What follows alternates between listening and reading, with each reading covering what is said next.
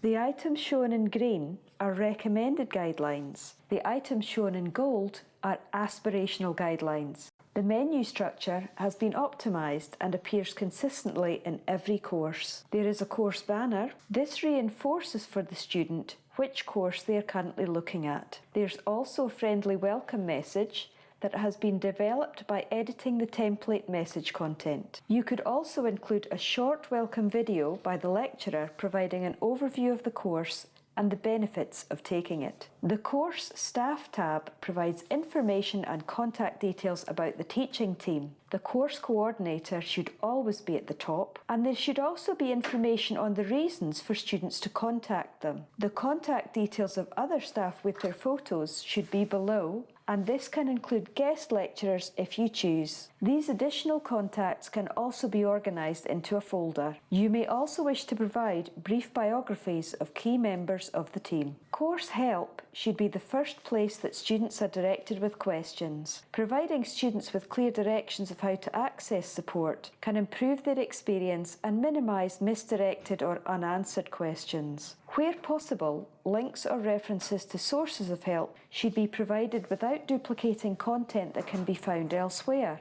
To avoid content duplication, the late submission item is a reference to the relevant section of the course's ECP, while the deferred exams item has a link to the Learn.UQ section on the university's deferred exams policy. As tutors are often the main point of contact for students, you may also choose to post a consultation sessions timetable. The Learning Resources section is organised to make it as easy as possible for students to find the resources they need. The lecture recordings folder should always be at the top, and the recordings are automatically added. Below that are folders containing all the resources for each week of semester. If your course requires, this could equally be separate folders for each module. Below the name of each folder in the list is an overview of the content for that week to give students an idea of what the focus is. Where there is a schedule variation, such as for Easter or mid-semester break, it can be helpful to add an item at the appropriate point between the folders together with details of the change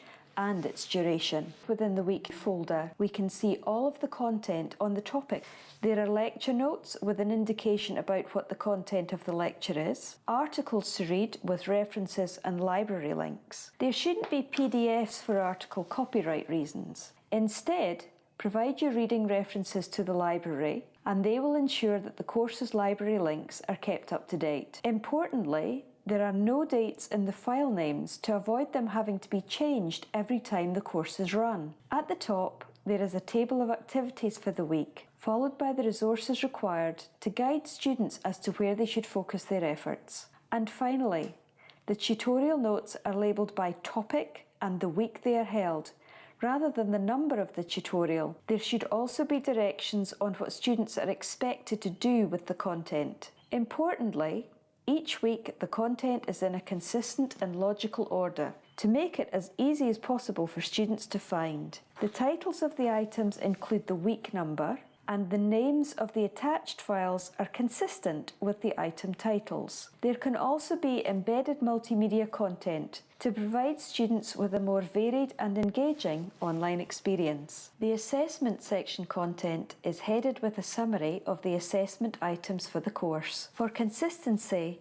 this is a screenshot from the relevant section of the ECP. Below the table, each assessment item has its own separate folder. The titles of the folders are identical to those of the ECP, and each folder contains everything required for the assessment item. Now looking into the assessment item folder for the research film, the submission link is always at the top, together with instructions on how to submit that particular assessment item. There are also details of the item, which should be a reference to the relevant section of the ECP if possible. Finally, there is the marking rubric, or again, a reference to the ECP as appropriate. The main aim of linking is to avoid duplicating content that is available elsewhere. If there are school or library submission instructions, you can link to those directly for consistency and to avoid content duplication. An assessment item exemplar is valuable for providing students with a high-quality example of what they are expected to submit and help minimise basic questions about the assignment. All components, including self and peer evaluation links and instructions, for example, should be placed within the assessment item folder to allow students to see all aspects of the assignment within one folder. Please now take the time to review your course against these guidelines and make any adjustments required.